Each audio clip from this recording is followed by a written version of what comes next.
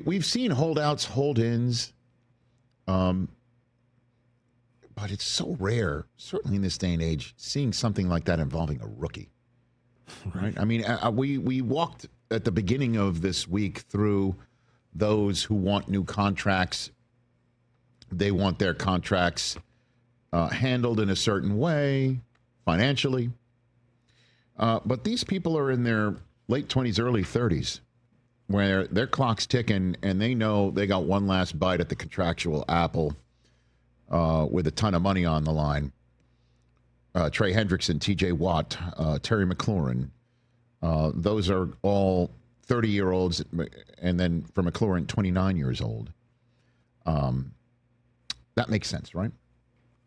But when you've got a rookie in this day and age, not just holding out, but also holding in and then bugging out, that's something else. Shemar Stewart, last we heard from him, he was holding in. Now he's holding out because he's out. Our buddy Shefty saying that he had been attending team activities, but without a signed contract and with the Bengals asking for certain clauses, he's now left mandatory minicamp. Peace out. And he said his piece yesterday. He alluded that this could be a possibility of him going home yesterday. Well, he said if you're trying to win they're trying to win arguments and not games. That's crazy. It's kind of rare. And, of course, we're going to be talking about this now. I mean, we're in mandatory minicamp. The Browns just finished up their minicamp. Teams are going to be heading off for the summer. And then in 5-6 weeks, depending on when their training camps start, then it's on and cracking for real. Like, now we're talking. So, obviously, when you draft a kid 17th overall, and he's one of 5 remaining unsigned players because apparently you are trying to set a precedence in terms of what?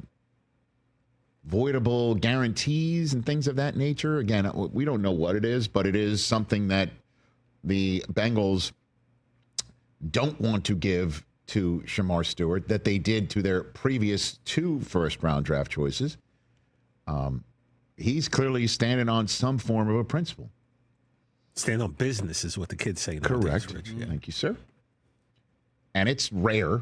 I don't recall hearing about this. Certainly when you draft him at a position that your main holdout in Trey Hendrickson plays. So when they drafted Stewart, it's kind of like, okay, I mean, are they going to sign Hendrickson? Is this a sign to Hendrickson to, stand down on his business? Well, guess what? Now they're both not there. The guy who's got to be answering for the organization is a guy who I'm sure would like both of them there. And to not be answering these questions. This is Zac Taylor at the mic. What's the latest on Shemar and why wasn't he here? He wasn't here today, so we just focused on the guys that were here. What have the conversations been like with him? He and I have had positive conversations. Did he communicate with you before he left? Or did you guys, was there a conversation between you? He did. We've had good communication. Zach, is it a big deal he's missed out on on-field reps? I think for all the rookies, you'd like them to be on the field, but certainly there's things that happen over the course of an NFL career, and this is one of them right now. So he's been in the meetings. He's been positive in that way. He's been learning. He's been a good learner. And we look forward to getting him back on the field quickly. This is obviously a first for you when it comes to a first-round pick. How have you navigated the water? There's a first for everything. It's every year you kind of learn something new in this position, and this is just one of those things that the players have managed really well, and we keep the team moving. And when he jumps on the field, that'll be great for our team. He was pretty critical the other day of the organization. How do you balance that? How do you react to that representing the organization? I think there's education that happens with all the rookies, that we do our best to educate them.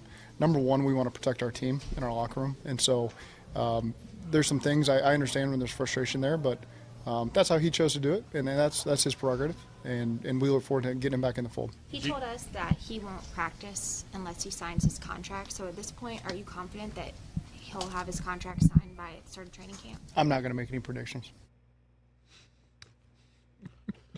I'm sorry to laugh. It's not a laughing matter. He does not look to be enjoying himself. Well, I mean, you know. He didn't sign up for that. You know, do you have any he's like, I'm not making any predictions, which is another way of saying, because he will never say this. Do you know who signs the checks around? I think the first few answers we're only talking about great use of the cliche.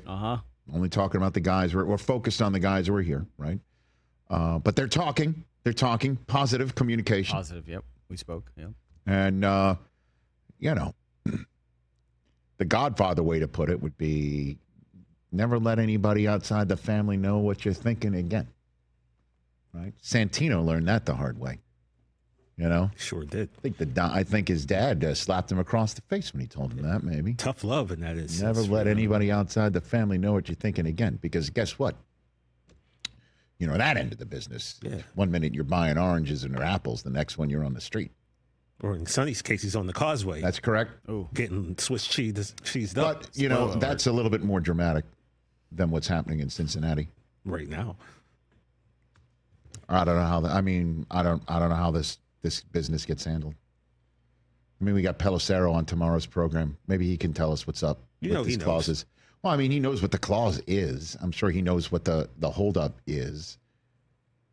But, man, this is the latest. I don't recall this. It's a first for him, right? Zac Taylor saying it's a first for me.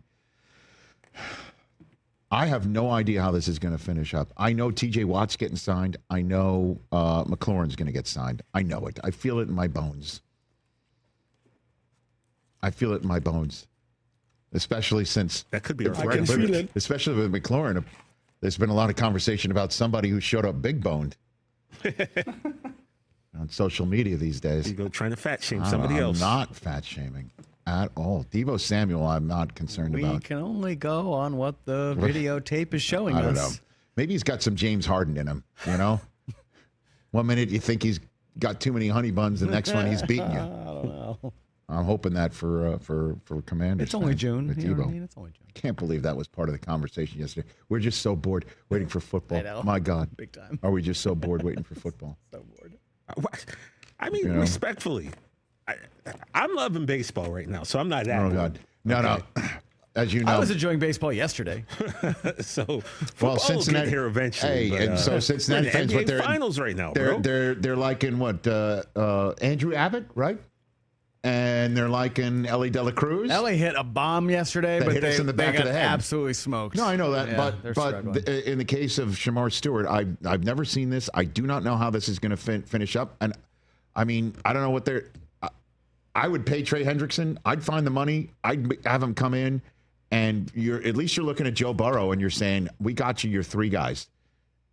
We got you your two receivers, and we got the pass rusher. And then at some point, Shemar Stewart's going to come in from the cold. Running back, what happened last year, though, is not ideal. No, that's why they need Shemar Stewart. And they need Trey Hendrickson. They need both of them. They need everybody. But right now, this is up in the air. This is what Trey needs to hear right here, Rich. There you have it. Pay that man his money.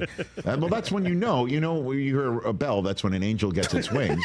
That's when right. you hear this, you know that a Bengal got his contract. You know. Catch the Rich Eisen Show live weekdays from 12 to 3 p.m. Eastern on Roku Sports Channel in the U.S.